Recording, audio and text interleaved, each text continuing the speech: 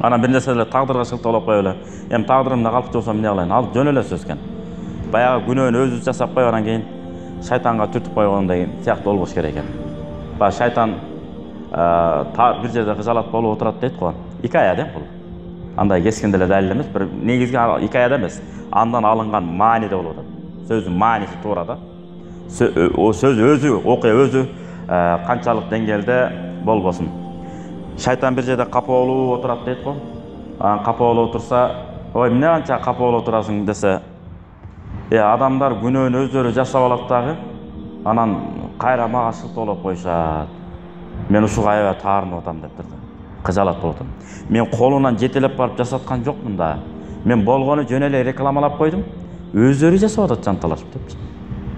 Анан мен күнөөлүү болом ошого. Дептирди, ары-сары күнөөнүн баарын жасасак да өзүбүз экен, сооп иште жасасак да өзүбүз экен. Ошон үчүн тозок бейиш жаралган. Соо амал кылсаң, бейиш жакка киресиң.